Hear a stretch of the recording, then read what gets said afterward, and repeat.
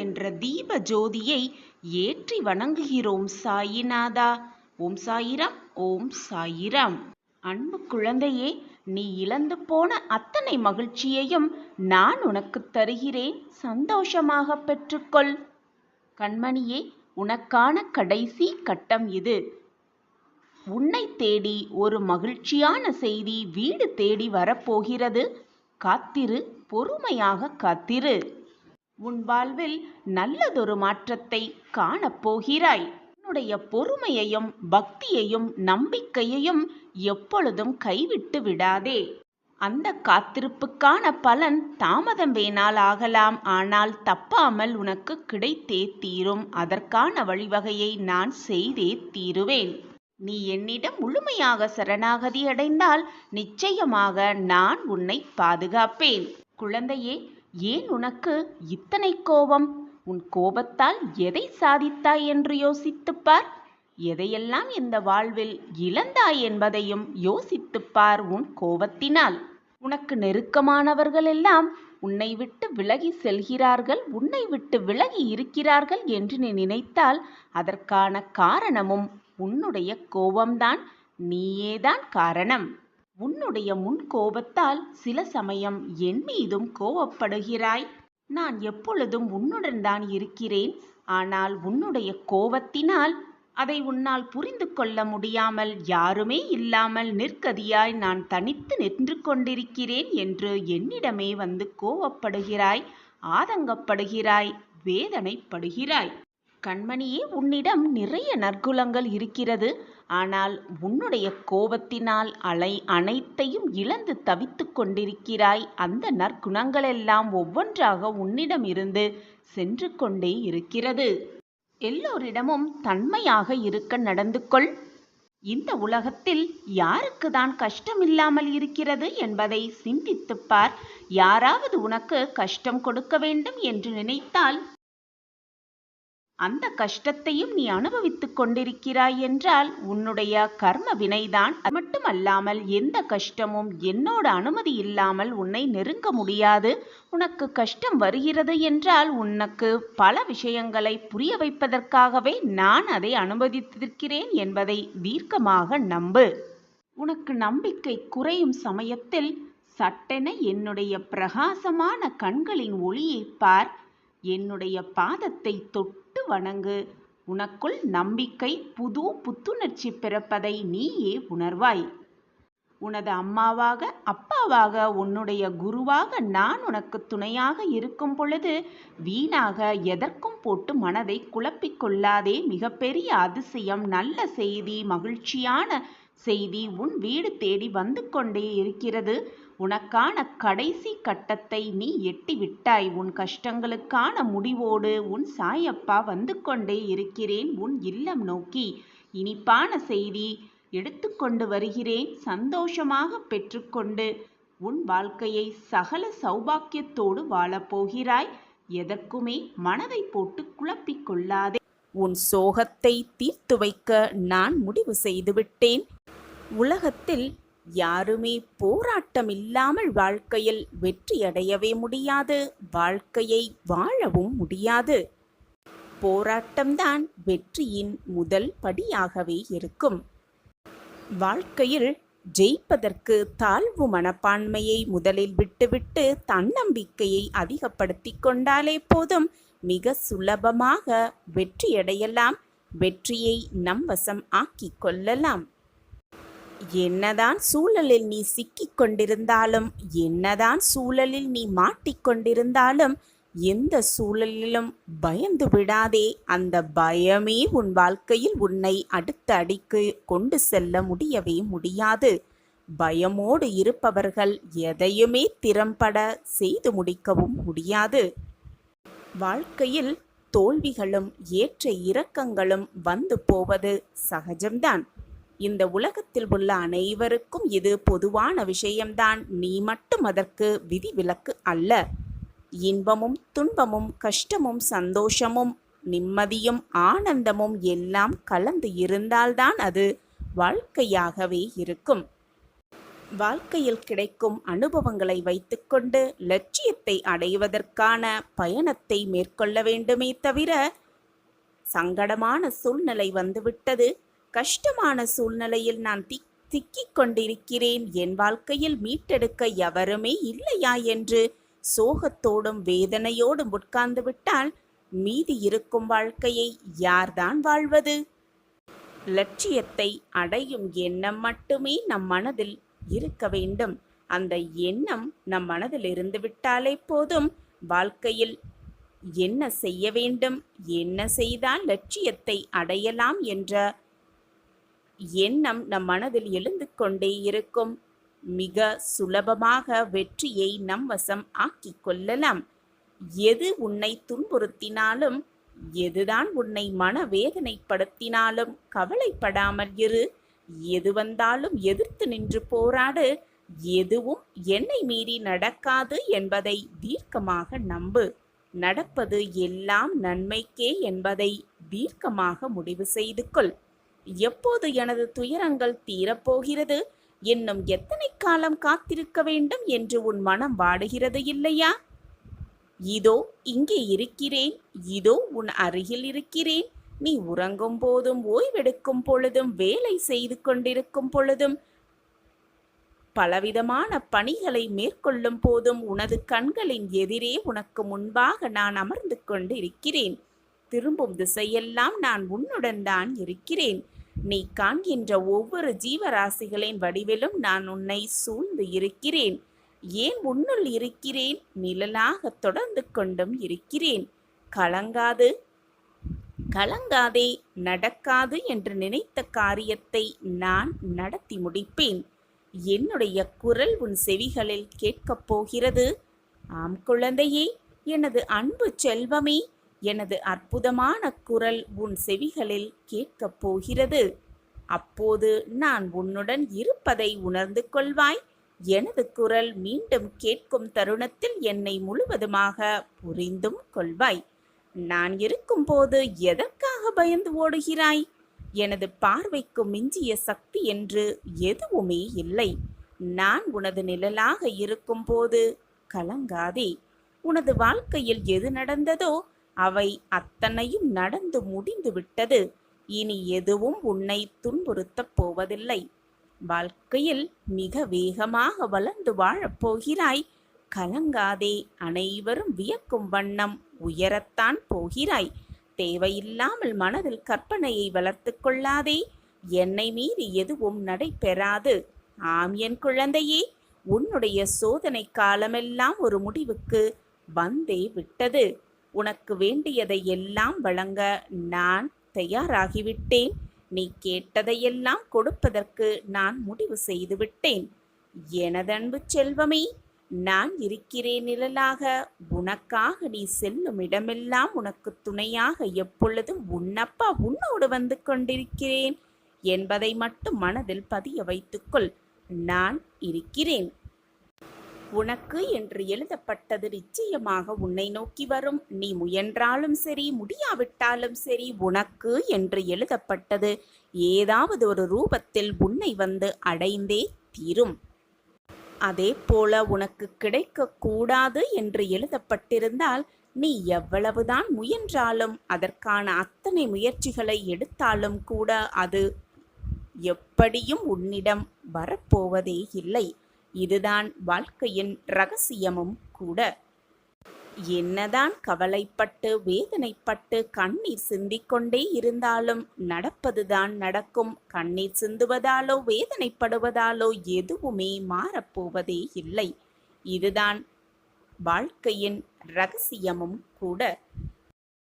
இனி என்னால் பொறுத்து கொண்டு இருக்கவே முடியாது. நிச்சயமான ஒரு நல்ல நல்ல மாற்றம் என் வாழ்வில் நிகழ்ந்தே ஆக வேண்டும் என்று கூறுகிறாய். நான் அனுபவித்து வரும் இந்த நிலை மாறியே ஆக வேண்டும். நீங்கள்தான் எனக்கு உதவ வேண்டும். என் வாழ்க்கையில் நல்ல மாற்றங்களை கொண்டு வர வேண்டும். நல்ல காலத்தை எனக்காக உருவாக்க வேண்டும் என்று என்னிடம் வந்து வேண்டுகிறாய். கண்மணியே, இந்த பதிவு உன் கண்ணில் பட்டிருக்கிறது, அப்படியென்றாலே உனக்கு நல்ல காலம் ஆரம்பித்து விட்டது என்றுதான் அர்த்தம். தேடி அலைந்து சுற்றி திரிந்த நாட்களெல்லாம் போய் நல்ல காலமே உன்னை தேடி வந்து கொண்டிருக்கிறது. அதுவும் சுக்கிர திசையை கையோடு அழைத்து வந்து கொண்டிருக்கிறது குழந்தையே. உடனடியாக ஒரு மாற்றம் நிச்சயமாக நிகழும். அதை உன் சாயப்பா நிகழ்த்தி வைக்கப் போகிறேன். எனவே என் குழந்தையே, இன்பத்தையும் சந்தோஷத்தையும் அனுபவிக்க தயாராக இரு. உன் வேண்டுதல் எல்லாம் பலித்து விட்டது. உடனடி மாற்றம் உன் வாழ்வில் நிகழத்தான் போகிறது. உன் சாயப்பா எப்பொழுதும் வாக்கு மீற மாட்டேன் பிள்ளையே. உன்னை நான் நிச்சயமாக தாங்கிதான் பிடித்து கொண்டிருக்கிறேன். உன் வாழ்க்கையில் மாற்றங்களை உண்டாக்கியே தீருவேன். இந்த மாற்றம் இப்பொழுதும் உன் வாழ்வில் நடக்கும் தடுமாற்றத்தை போன்றதோ? எப்பொழுது போல் நீ எதிர்கொள்ளும் ஏமாற்றம் போல் இருக்காது. உனது வாழ்வில் மிக சிறந்த முன்னேற்றமாகவே அது இருக்கக்கூடும். உழைத்துக் கொண்டே இருக்கலாம், போராடிக்கொண்டே இருக்கலாம். வாழ்க்கையில் நிச்சயமாக அதிர்ஷ்டத்தை நம்மிடம் கொண்டு வந்தே தீரலாம். நம் சாயப்பா நம்மோடு இருக்கும் வரை நமக்கு ஏன் மனக்கவலை? உழைத்து கொண்டே இருந்தோன்னா நிச்சயமாக அதிர்ஷ்டம் நம்ம பக்கம் வீசும். உழைப்பால் வரும் பயன்தான் மிகப்பெரிய ஒரு அதிர்ஷ்டமிக்க புதையலாகவே இருக்கும் அப்படிங்கிறத உணர்த்தும் விதமாக ஒரு சிறிய கதையை பார்க்கலாம். ஒரு விவசாயிக்கு வயது அதிகமானதால் இறக்கும் தருவாயில் அவர் இருந்தார். தம்முடைய பிள்ளைகள் பொறுப்பில்லாமல் இருப்பதை பார்த்து ரொம்பவே கவலையோடவும் இருந்தார் அந்த விவசாயி. மனம் உடைந்து உடவும் நெளிந்து என்ன செய்வது அப்படின்னு தெரியாம ரொம்பவே குழப்பமான மனநிலையோடு கவலையான மனநிலையோடு இருந்தார் அந்த விவசாயி. ஒரு நாள் யோசித்து என்ன பண்ணலாம் அப்படின்னு ஒரு தீர்க்கமான முடிவை எடுத்துட்டு ஒரு நாள் அவர் தம் பிள்ளைகளை அருகில் அழைத்தார். தன்னுடைய நிலங்களை அவர்களுக்கு பிரித்து கொடுப்பதாக முடிவு செய்திருப்பதாக அந்த யோசனையை அவர்களிடம் கூறிவிட்டு பிரித்தும் கொடுத்து விட்டார். அது மட்டுமல்லாமல் அந்த நிலங்களில் ஓரிடத்தில் ஓரடி ஆழத்தில் புதையல் இருப்பதாகவும் சொன்னார். அதை தேடி எடுத்துக்கொள்ளும்படி சொல்லிவிட்டு இறந்தும் போனார் அந்த விவசாயி. ஆனால் எந்த இடம் எந்த திசையில் இருக்கு அப்படிங்கிற எந்த ஒரு விவரத்தையும் அந்த பிள்ளைகள்கிட்ட அவர் சொல்லவே இல்லை. எதையுமே சொல்லாமல் ஆனால் ஓரடி ஆழத்தில் புதையல் இருக்குது அப்படிங்கிற விஷயத்தை மட்டும் சொல்லிட்டு அவர் இறந்து போயிட்டாரு. பிள்ளைகள் 3 இருந்தாங்க அவருக்கு.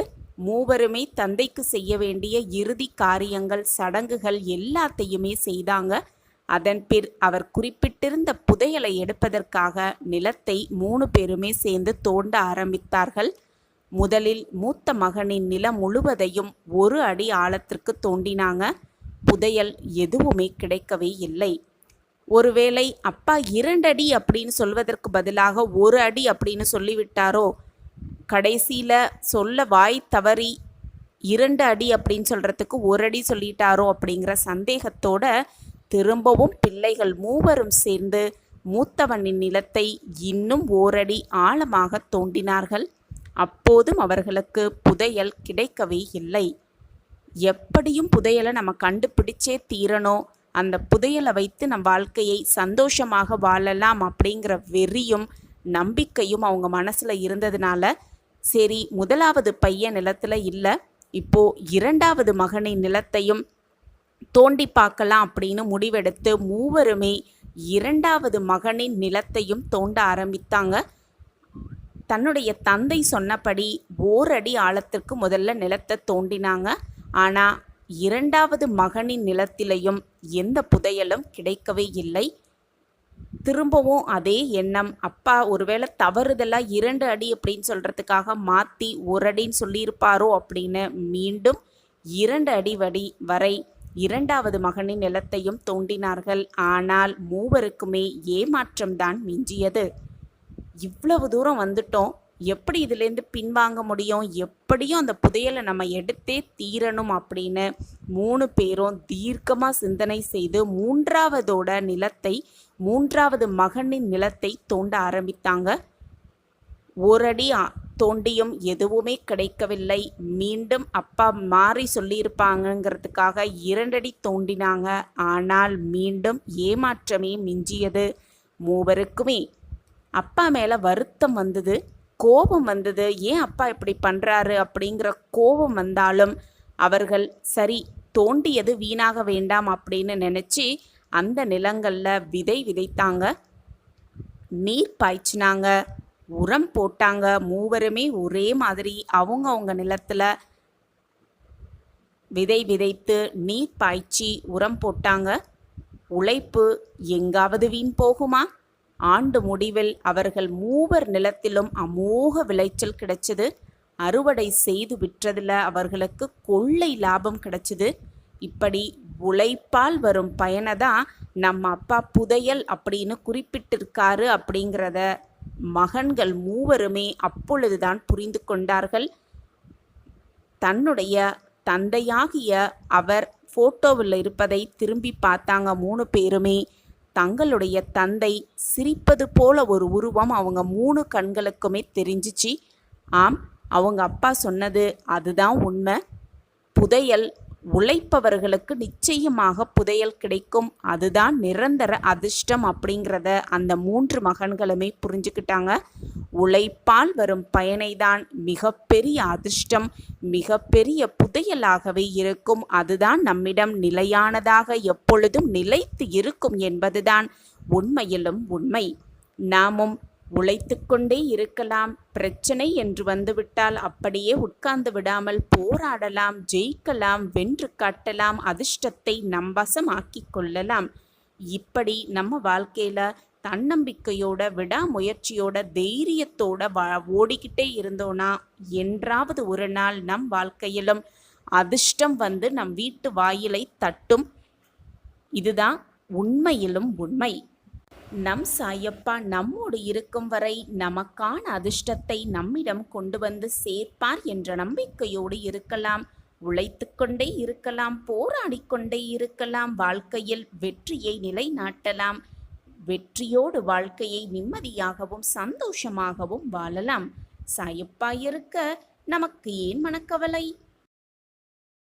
வாழ்வில் நீ உச்சத்தை தொடும் நேரமும் ஆரம்பமாக போகிறது நாளை விடியலில். நம்பிக்கையோடு கண்களை மூடிக்கொண்டு 2 நிமிடம் கேள். உன் வாழ்வில் பல மாற்றங்கள் நிகழப்போவதை கண்கூடாக உணர்வாய். உன்னுடைய காலம் வரும் வரை பொறுத்திரு. உன்னை வேண்டாம் என்று உதறி தள்ளியவர்கள் நீதான் வேண்டும் என்று உன்னை தேடி வரும் வரை பொறுத்திரு. ஊமையாக காத்திரு. உன்னை உதாசீனப்படுத்தினவர்கள் உற்சாகமாக எப்படி இருக்கிறார்கள் என்பதை ரசித்து கொண்டே இரு. உன் காலம் வரும்பொழுது அவர்களுக்கான பதிலை நீயே சொல்லலாம் மிக ஆனந்தமாக. எல்லார் வாழ்க்கையிலும் மாற்றங்கள் நிகழ்ந்து கொண்டேதான் இருக்கும். உன் வாழ்வு மட்டும் அப்படியே போய்விடுமா என்ன?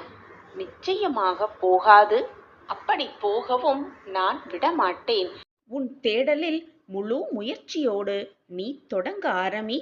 உனக்கான வழி, நல்ல வழி உன் கண்களுக்கு தெரியும்படி உன் சாயிநாதர் என்னுடைய ஆசிர்வாதத்தை எப்பொழுதும் வழங்கிக் கொண்டே இருப்பேன். உன் வாழ்வில் மிகப்பெரிய மாற்றத்தை ஏற்படுத்தவே உன் சாயப்பா திட்டத்தை தீட்டிவிட்டேன். இனி உன் வாழ்வில் எல்லாமே நல்ல நல்ல மாறுதல்களாகவே நடக்கும். இதுநாள் வரை உன்னை ஆட்டி படைத்த பிரச்சனையிலிருந்து நிச்சயமாக உன்னை மீட்டெடுப்பேன் உன் சாயி தேவா. நான் என்னதான் பிரச்சனையிலிருந்து மீட்டெடுத்தும் வழியை உனக்கு கூறினாலும், வாய்ப்பை வழங்கினாலும், சந்தர்ப்பத்தை உன கைகளில் வந்து கொடுத்தாலும், அந்த இடத்தில் அந்த வழியில் நீதான் உன் பாதங்களை பதித்து நடக்க வேண்டும். மற்றவர்கள் யாராவது வரவேண்டும், நம் கையை பிடித்து அந்த வழியில் நடத்தி செல்ல வேண்டும், நம்மை வழி நடத்த வேண்டும் என்று நினைப்பதை அடியோடு மறந்துவிடு குழந்தையே. வாய்ப்பும் சந்தர்ப்பங்களும் வரும்பொழுது அதை பக்குவமாக, நம்பிக்கையாக, தைரியமாக எதிர்கொள். அப்பொழுதுதான் உன் வாழ்க்கை என்னும் பயணத்தில் வெற்றிகரமாக நீ எட்டி பிடிக்க முடியும். வாய்ப்புகள் நமக்காகவே வரும். அந்த வாய்ப்பை பயன்படுத்த யாராவது உதவுவார்கள் என்று நினைத்து நினைத்து சிந்தித்து சிந்தித்தே உன் வாழ்க்கையை அதிலேயே தொலைத்து விடாதே. வாய்ப்பை நீயே உருவாக்கு.